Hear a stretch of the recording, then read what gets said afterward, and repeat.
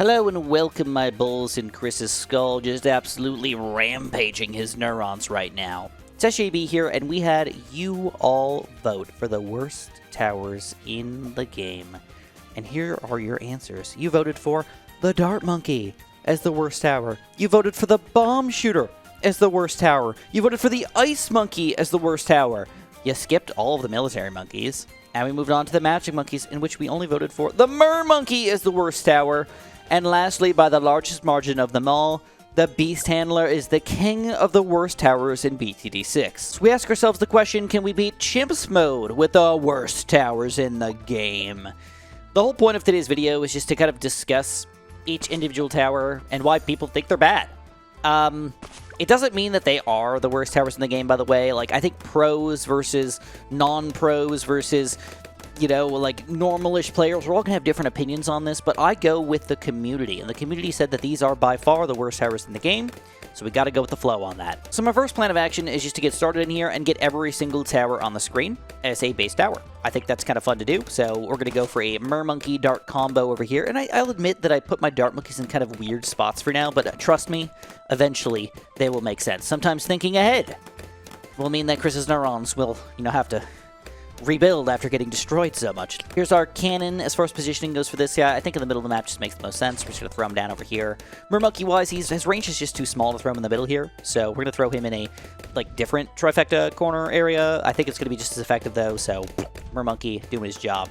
Beast Sailor, he's going to be our other tower, which I think I'm just going to throw also in the middle-ish area, because I think what I want to do is I think I want to go for a water beast and a probably air beast, just so I can move things kind of across the way if I need to. And lastly, our ice tower, which, believe it or not, I completely understand why people voted for this tower. If I had to vote for the worst tower in the game, I probably would still, unfortunately, have to go ice tower. And the reason why, the main reason why, is at a low level here. This is the most important level to me right now. It doesn't work well with other towers. Okay, getting started with an ice tower, not fun. Having your popping power possibly get deleted or destroyed by an ice tower is not fun either. So right from the get-go, you're like, wait. I can get a tower that can make me worse at the game? You can. And that's not fun for any Bloons player, especially a newer player to say, whoa. That is not what I paid for, bro. So to get started in here, I think our best plan, again, is still just to go for that quick crossbow. It's probably, out of all the towers that we have here, for the money spent, the best bang for our buck for the early game, right? We've got tons of range here. We've got camo detection early on. We're pretty fast shooter, and popping power-wise, still not ineffective at all. Now, normally, I try to probably swap for a sharp shots for long-term gameplay, but for right now, I just want the quick shots and very quick shots.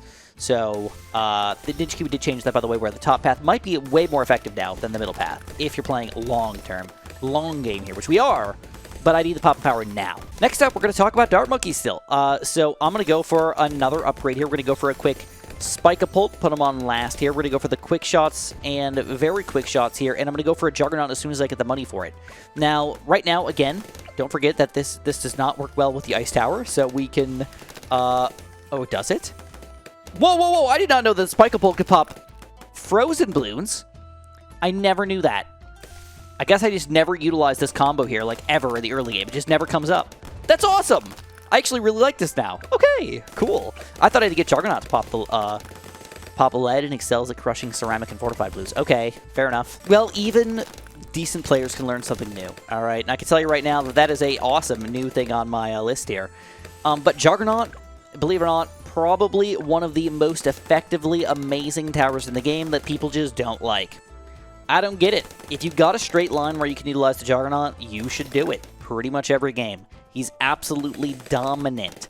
All right, the cool thing about the Juggernaut is even though he's really good in the early game, he doesn't really fall off at any point. Like, he's still going to be decent in the mid game, and as you're getting to the late game, he's still going to be okay against, like, Moabs and BFBs and oh my gods when you get a bunch of them coming out. So, like, he's never a bad tower. Juggernaut, get him up, get him going. If you get a straight line, just use him. All right, I mean, check him out right now. We're just dominating everything coming out against us here. So, as far as Dart Monkeys are concerned, are they a bad tower? Well, I think probably not. I think it's out of all the towers on the screen right now, the Dart Monkey... Okay. let's go for a Horned Owl here to help ourselves out for camo popping power. And then I'm also going to go... Dang. I want to get access to this network, but I don't think I'm gonna. I think I'm going to wait. I'm going to wait on that combo for a little bit. Just hope that this combo is going to work well enough for me for a little while. We're probably going to go for a decamoizer of an Ice Tower. So we're going to, like, utilize all the best things about the best... Utilize the best things about the worst towers. And see if we can make them work for us. All right, we got a lot of money here, but we got a mob coming out. So I'm going to go for a quick Great White Shark. And I'm going to throw this Great White Shark as close as I can over here, hoping that we can reach the Moab. Yes, we can. He latched on. Look at that butte right there. Do like 12 damage per latch, per hit. Okay, we're still not popped, though. We do have Bloons in the back, but Great White Shark is going to handle them. Okay, not too bad. I think, again, just kind of focusing on the Dart Monkeys right now. Top path, delish. Delish. Bottom path, delish. In fact, let's get the Sharpshooter, because why the heck not? Middle path, though, that's the weakness of the Dart Monkey. If there is a weakness here, triple shot Dart Monkey, nobody uses it. Super Monkey Fan Club. It's a rarity. It's okay, but it's a rarity. And Plasma Monkey Fan Club, tricky to use. Okay, in fact, on Chimps mode is probably the trickiest 5th tier tower in the game to actually utilize and be like, yes, that was effective for me. So that'll make sense here. Dart Monkey, though, probably doesn't even deserve to be on this list, so I am not going to buy any more Dart Monkeys at all. We're going to try to utilize the other worst towers in the game. And I think we got to start worrying about cam detection a little bit, so let's pop down an Ice Tower. We're going to throw down an Ice Tower right in the middle here. I'm going to go for a larger radius, but I want to go for the top path combo here. I want the Ice Shards, and I want that Embrittlement. This is going to allow us to not have regens be an issue anymore, camos be an issue for the most part anymore, and hopefully give me a little extra popping power just by Ice Sharding everything around me. So I think this is a wonderful, wonderful combo for us for now, and possibly the most effective Ice Tower in the game.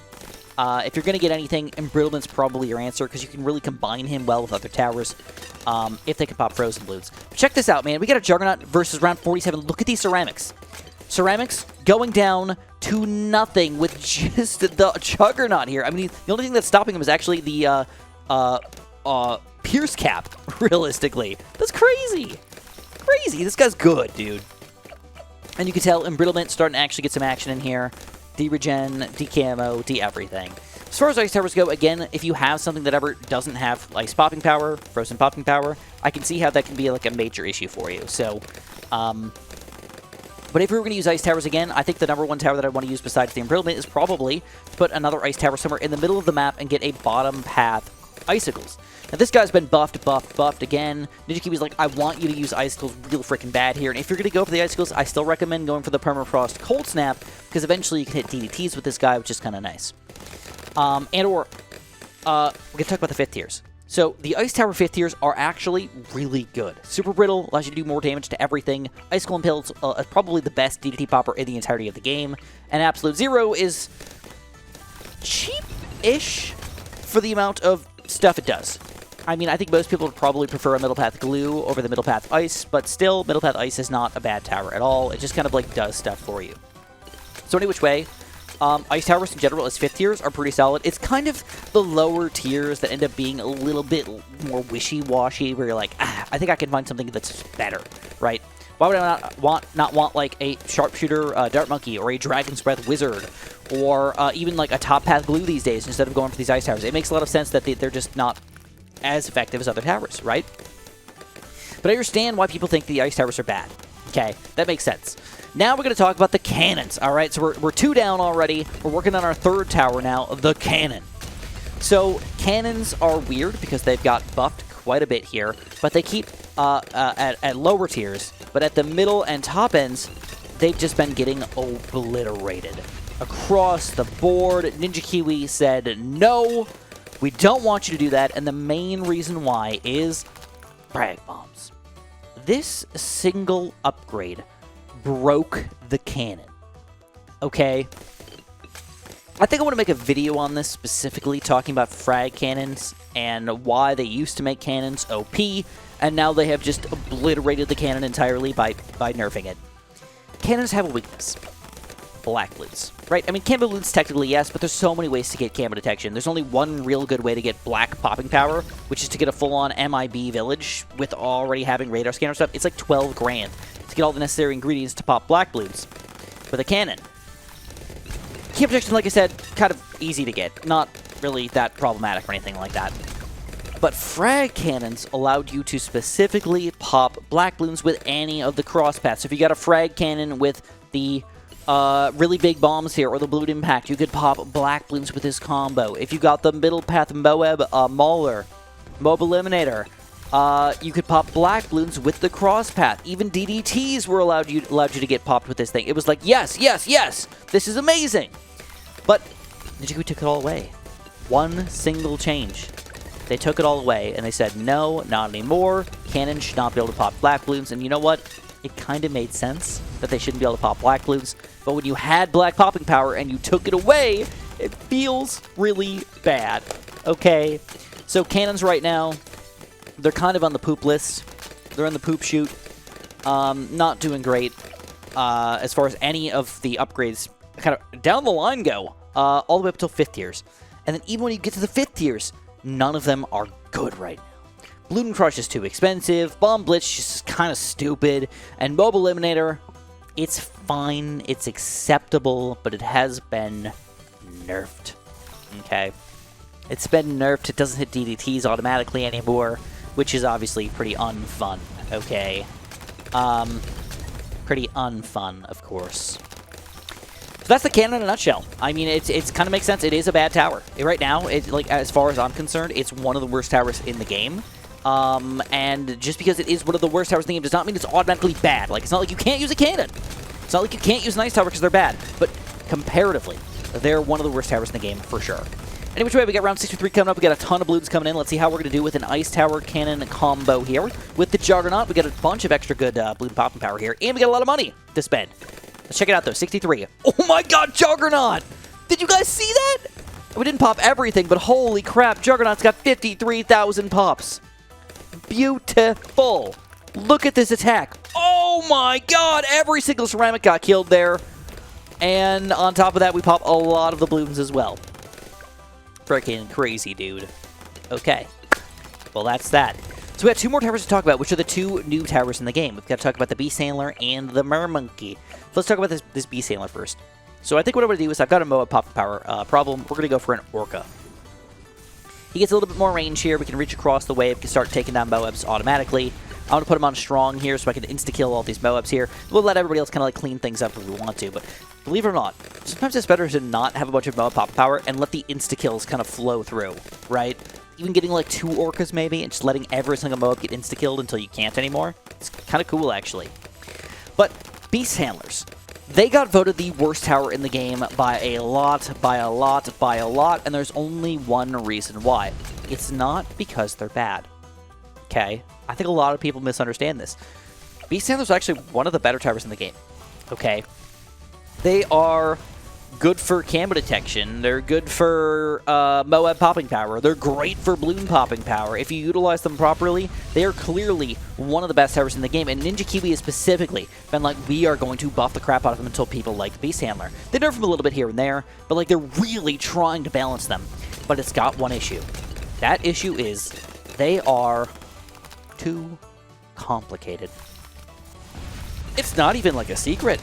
They're too complicated. When you got to start building 5 different Beast Handlers and like merging powers and like doing weird things where you're like, oh yeah, like I want this guy to be over here just to build a Piranha, just to do some crap here to merge things together, to merge it with this guy to make sure that I accidentally like merge them the wrong way, that I screw things up, and I can accidentally like buy this thing and be like, wait, do I want to buy another Orca on this thing? And do I get a second Orca? I can't undo it. Like you're just like, whoa, whoa, whoa. What is going on with the Beast Handler? It's too complicated. A lot of people want to put a tower down and watch it pop balloons. And the Beast Handler doesn't do that, okay? So unless you're like a pro BTD player or you're like an advanced BTD player where you're really trying to get into the game and do weird strategies and like pull things off, Beast Handler's not for you. Too many buttons to press to pop balloons, okay? And I think Ninja Kiwi knows this. They tried to make the Mermonkey specifically easier to work with because of that. But I'm gonna wait out like 8 rounds or so before we start talking about this Mermonkey here because I need to make some money flow. And I think right now we're actually pretty good for a while. We got a level 40 out of 64 Orca. Plus, what does this mean? Beast power. What does this mean? 40 out of 64? Does that mean he's good? if we get him to 64, does he actually max out? And is he, like, actually powerful enough to, like, pop things? We don't know what this means, all right? It's really difficult to know. Like, it could pop BFBs. Like, there should be, like, a...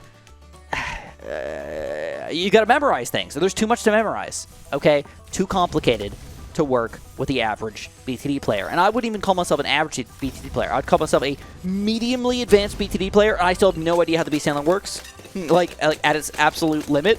Like, when this guy changes over to popping bubs and BFBs, because they nerf it, they change it, and they do things to it all the time. It's annoying, actually. Like, leave it somewhere, dude. Let it be, because every time I learn something, I have to relearn something on top of it. Not to rain on the Beast Handler's parade any further, because I feel like I've literally, like, thrown a hailstorm at it, maybe even a hurricane or something like that, and then some fires started, and people are, like, dying all over the place with the Beast Handler. But if we truly wanted to talk about it even further, then we have to discuss the 5th tiers, which are, again, tricky to get, because you need to get 4 Beast Handlers, all powered up, all merged together on top of it to get a 64 to 64 just to be able to buy the 5th tier, which is also spending a bunch more money, and it's also very expensive. I mean, getting the Megalon is 50k, Gigantosaurus is 65, Puakai, the most affordable of the options at 32,000. Those are still more expensive than getting a lot of 5th tier towers in the game, on top of already spending tens of thousands, if not up to $50,000-ish on these towers. It's insane to spend all that money all together just to be able to maybe get a 5th tier, but they are very powerful. That's the redeeming quality of them. They're very, very powerful. That's the cool thing about them. Here we go. We got a bunch of BFBs coming out now. Orca is still doing a great job right now. Once the balloons pop into a lower level, they're still getting popped quite a bit, but I need to start spending more money on towers that actually do things here. So it's Mermonkeying time. Now, the Mermonkey's the new tower in the game, so, like, is he good? Well, first of all, we've got a couple upgrades that are definitely better than the other ones. So, for example, if I was going to go for a Mermonkey, I think I'd want to go for a Mermonkey. Let's leave him right here. Let's go for a bottom path Symphonic Resonance. This guy's awesome because we just keep Moebs on the screen for longer. He's basically a glorified Bloon chipper, right? He doesn't do that much damage to them, but he just kind of keeps them on the screen and lets everybody else just damage them. So, like, this is exactly what we want. Final Harmonic is kind of the same thing, but we get to maneuver him wherever we want to. And it can make our heroes better, which is kind of cool.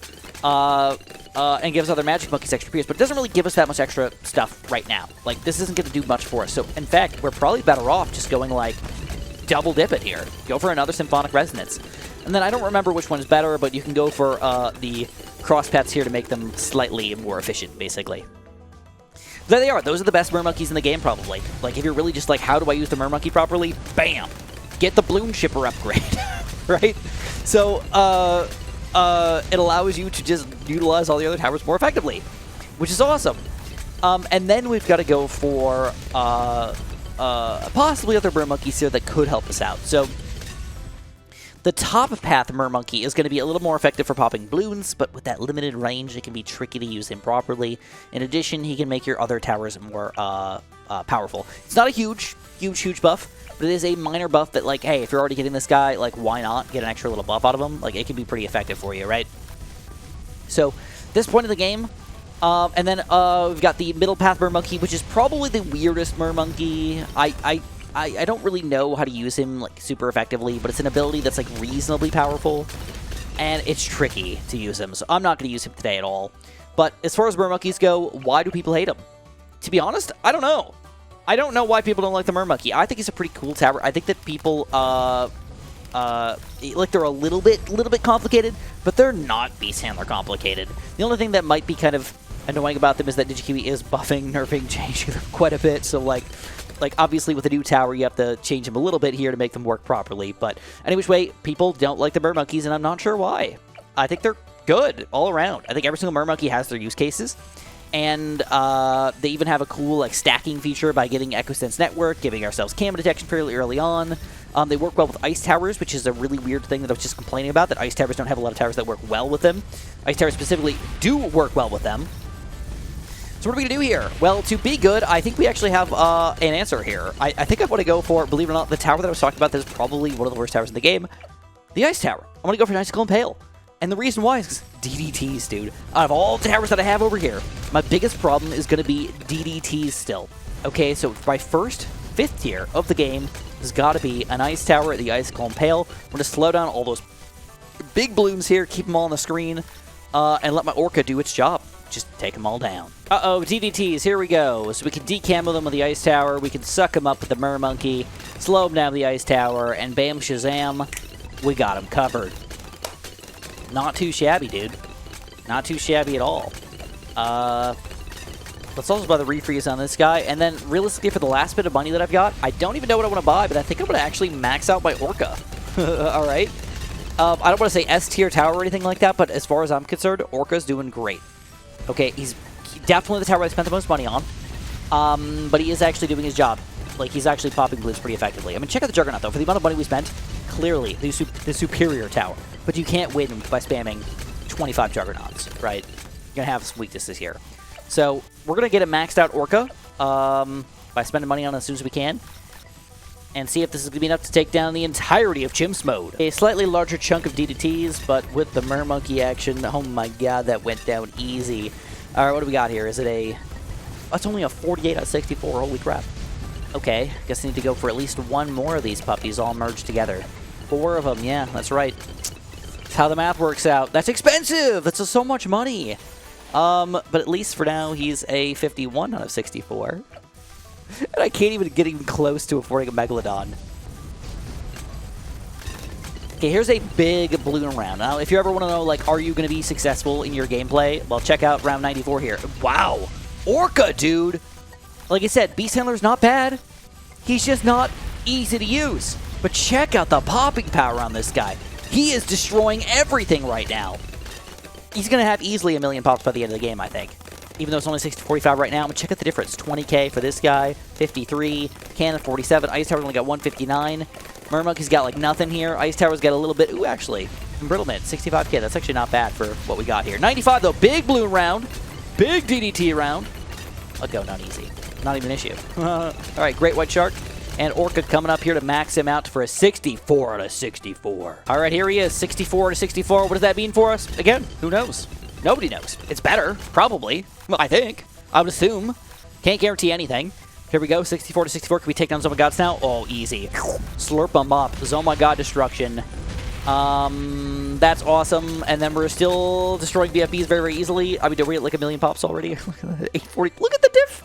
That's so many pops. Can we just take that a full-on reinforce Zoma God here? You know, it'd be cool if we got extra range for getting up,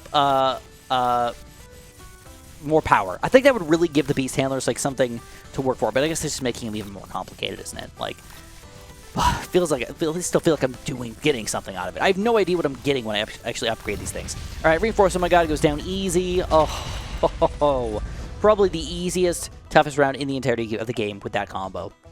Not much else can insta-kill a reinforce. Oh my god, besides freaking Orca or a Megalodon. Could get the money for it. Truly colossal. Requires 3 additional Orca handlers, yes, to control. Okay, I guess it makes sense. Okay, 98, a big balloon round here. Orca, though, annihilating everything. Oh, ho, ho, ho. Beast Handler, Mer Monkey combo, the 2 new towers of the game, man, not gonna lie. Kind of dominating right now. All right, we got a bunch of mobs with DDTs here again. Still going pretty well. I mean, it's really just Orca just flopping around. He's got easily 1.2 million pops. Again, we spent a lot of money on him. Like, I don't know how much money I spent, but it's got to be like 50, 60 grand on this thing. 13.5 times 4. 40, it's like 52. Yeah, I mean, we're at like easily 65, 70 grand. All right, can it take down a bad balloon, though? Orca does have a weakness here to bad balloons. Clearly. Do I have anything that would be good against this? Yes, I do, maybe. Oh, crap. Oh, gosh. Oh, goodness gracious. Okay, hold on. We're going to utilize the worst tower in the game to help us beat this thing, because oh, no, I didn't mean to do that. Ugh. Hold on. I need 10 of them. Is that 10? 3, 4, 5, 6, 7, 8, 9, 10. Okay, that's 10 of them. I need Orca to reach across the way here, though. We're going to have to put the Beast Handler right like this. Bam. I'm going to have to reach across and kill it. Here we go. Super Monkey Fan Club. Come on, pop them. How many am I getting here? Oh, it's only like an extra 1,000 or 2. Ooh, baby. Okay, it's not over yet. Bad balloon. What am I doing? Come on, get it! Take it down! DDTs, no! DDTs, no! Oh boy, this is gonna be tight still. Oh, there it is. This time around, Orca combo. Bam. So my gods are donezoed, and we do it this time around. Definitely a tough round, though, at the end there. All right. Well, if you guys enjoyed, you guys know what to do. Press that like button, subscribe, and obviously have a super duper delicious day.